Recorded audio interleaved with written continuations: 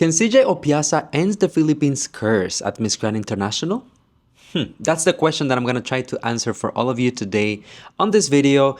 And I know some people might think, Louis, you might be overreacting a little bit calling it a curse, but that's just kind of a popular term that we have in the country because we said that the Philippines can never go further than first runner-up at Miss Grand International. There's a little bit of tension in the history between the country and the organization, and today I'm here to answer a question that I've been getting quite a lot for the past couple of days. How do you think CJ is doing, and is she the one who will be able to bring back home the Golden Crown? Well, yesterday I addressed this matter briefly in the video that I posted regarding my crown contenders, the girls that I thought that can actually win the crown. But today I'm gonna go a little bit deeper and analyze the pros and cons, the things that might be playing in CJ's favor in terms of winning the Miss Grand International crown, and the things that can also play against her in terms of achieving that milestone to bring back to get across. The first point that I want to get across, and I want it to be clear for everyone in case that you are, a new pageant fan discovering CJ for the first time, or you're wondering why there's so much hype around this girl. Well, CJ simply has a proven track record. She competed previously at Binibini Filipinas a couple of years ago, and during that year's edition, she was aiming for the Miss Grand crown. She was very vocal about it during the competition, and I think that she also adapted her performance accordingly for that particular title. Later on, she competed at Miss Universe Philippines, this time around vying for the national title of Miss Universe, of course, and most recently she joined Miss Grand Philippines, which is now a standalone pageant, and she ended up getting the highest crown, which is of course Miss Grand Philippines. I want to be very clear about this. In the Philippines, CJ was always a fan favorite from the very first time that she joined the first national competition at Binibini, to the time that she went to Miss Universe Philippines, to the time that she went to Miss Grand Philippines. It was never a question about her capacity on whether or not she had what it takes to represent the country fairly on an international pageant, whether it was Miss Grand or Miss Universe. CJ was always that girl. Like, we always saw her as an alpha beauty queen. She can bring the heat, she can bring the performance, she has everything that it takes to deliver and make the country proud on the international stage. She addressed this when she had the dinner with Nawat and the other girls, saying that she competed twice for the Miss Grand title. Of course, she omitted the Miss Universe part because Nawat is not the biggest fan of Miss Universe, you know that. But realistically, this is not a newbie, a girl without a name, a girl that is trying to build her portfolio. No, this is a woman that has been through it, and every single time that she did it, she delivered nothing less than excellence. In order to be fair, we also have to point out that CJ is probably one of the most requested comeback queens of all time in the Philippines, at least of the past recent years. Let's be realistic. And that expectation for her to make a comeback just proves how loved, admired, and respected she is within the pageant community, at least within the country. Now, moving on to my next point, which I also kind of touched on yesterday, CJ is a technical master. I know what a lot of people think, especially if you are not like a deep pageant fan who understands the ins and outs of pageantry. Beauty pageants, it's all about beauty, it's all about, facial and physical beauty and all of those things, but it's also heavily about technical skills. If it was only about beauty, you could very well just be a model. But when you want to be a beauty queen, you need to be able to carry yourself as such, as a queen. There's a technique for that. There is a protocol. There are steps that need to be followed. And with all of those things, there's also a certain technique that needs to be learned and needs to be mastered. More precisely, of course, I can think of the on-stage technique when you're delivering your walk. The way that you walk for the swimsuit competition is not the same way that you present yourself during the evening gown round. You want to adapt certain specific movements perhaps for your national costume competition so that you can better present the message of your national costume. You want to look and introduce yourself in a certain way during the press presentation. So every single aspect of a competition requires a level of technical skills that needs to be studied, needs to be rehearsed, and need to be mastered in order to deliver a successful presentation. On that level, nobody can tell me that CJ is not a master, because she is quite literally a coach. She trains girls in the Philippines, and not only, as I was telling you earlier, she has the resume for it. She has literally walked the walk, put in the work, joined the pageant, did all of the things, but now she also trains girls that, to be quite honest, have been quite successful in their own right. CJ also has a winning personality. And when I say winning personality, I mean that she is very kind, she's composed, she is delicate, very appropriate with her interventions, but most importantly, and I think this is really what sets her apart from a lot of people, the girl is really humble, she is very likable, and she is still a very relatable person, very relatable figure. One thing that I have experienced myself for the past couple of years since I started covering pageants is that sometimes you really love a queen, you get to know her, you support her all throughout their journey, and ultimately when she succeeds or she doesn't, the queen becomes such an unattainable and unrelatable figure that is completely disconnected from her audience or the people who put her in that position to begin with.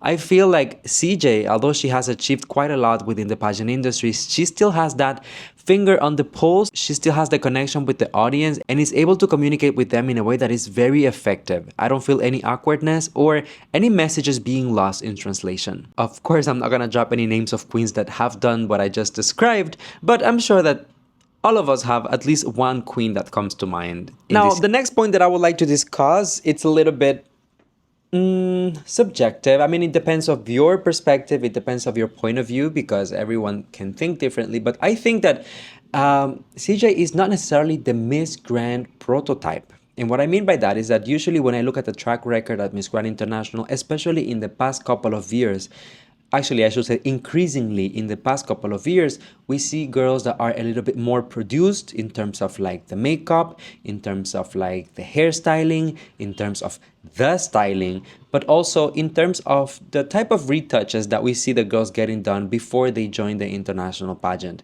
CJ is not necessarily that. I mentioned this as well in my previous video. She is what I consider to be a natural beauty.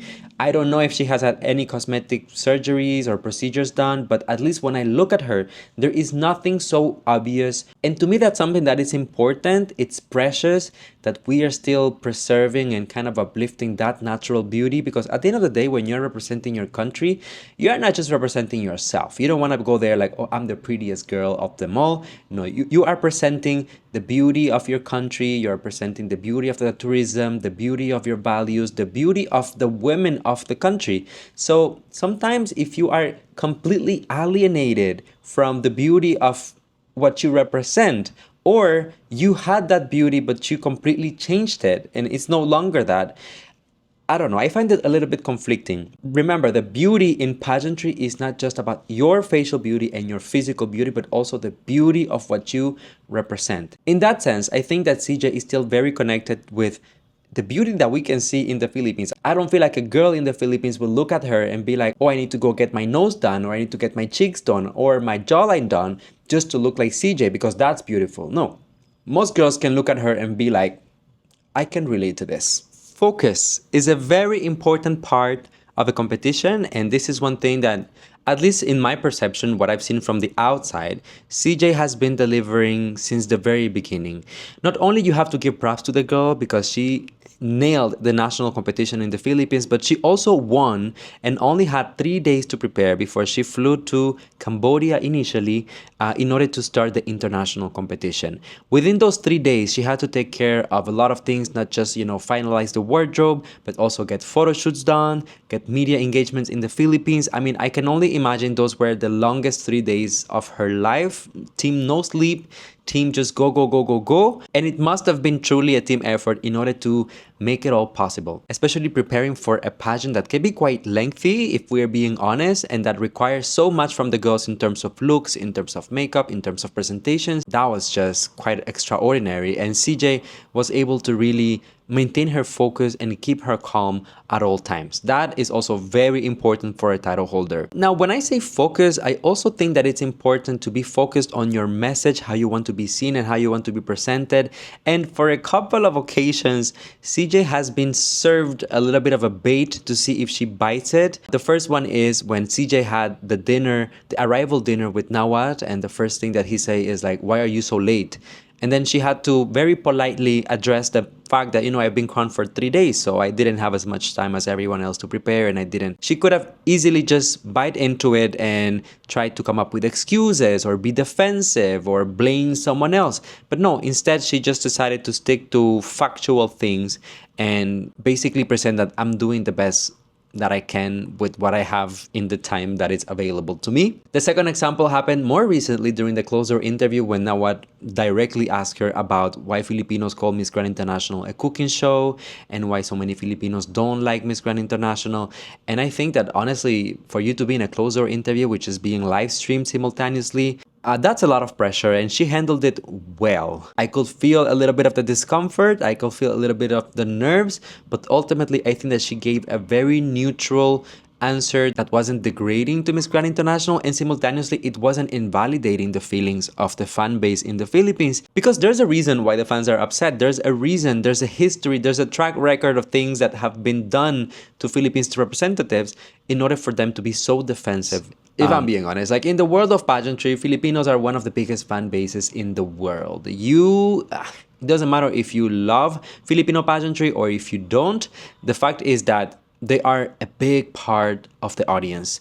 And for Miss Grand International, especially in terms of being a big pageant, a recognized pageant, a visible pageant, or even a major pageant, as they claim to be so often, it's a market that they simply cannot lose or disregard. So although for the past couple of years there's been a history of tension and so many different things that have been going on, I think that Nawat needs to strategically win back that market, and he just doesn't have the tact to rebuild that relationship. I see Nawat as a more of a businessman. He is more like business oriented, and he's not so in touch with his emotions, at least from what I can tell from the outside.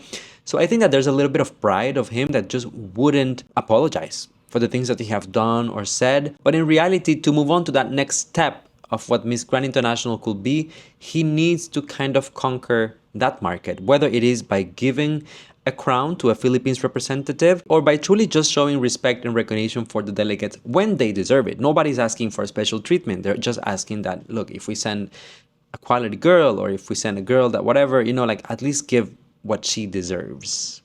You get my point? So, ladies and gentlemen, thank you for coming to my TED Talk. Now, to answer the question, the subject of this video, can CJ Opiaza end the curse of the Philippines at Miss Grand International and finally bring back to the Philippines the golden crown? The answer is quite obvious. I think it's Nawat's decision, ultimately. My point with this video, what I've been trying to do for the past couple of minutes, is just to show you basically the areas where she is excelling in the competition and the areas where she could be judged in the competition. The fact that she is perhaps a great performer, she is very kind, she's eloquent, she's beautiful, but then also she is not per se the prototype of MGI, and that there is a complex history between the Philippines and Miss Grand International. I think that ultimately the decision will belong to Nawat. It is no secret that Miss Grand International doesn't really have judges towards the end, and the final decision belongs to Nawat. He's vocal about it. He doesn't try to hide it. So if CJ was to win the international pageant, she really has to find a way to charm him and to prove him that she is the right person, not only to represent Miss Grand International, but ultimately the only way that I see him giving the crown to the Philippines is if he sees her as the one that can fix the relationship between MGI and the fans. I believe the expectation will be that the fans will be a little bit more positive and more kind towards Nawat and MGI. I don't know if I'm there quite yet, but slowly but surely, maybe we are giving MGI a second chance. Anyways, let me know how do you feel in the comment section down below. Personally, I am taking all of this with a grain of salt. I don't want to get my hopes up and believe whatever. All I want is for CJ to go out there, have fun, look great, represent the country nicely, fiercely, and show what the girls have to offer here in the Philippines. And then if she gets the crown, great. And if she doesn't, then great, because we are still proud. All right, let me know your take down below. Thanks for watching. Subscribe, like, share this video, and see you soon.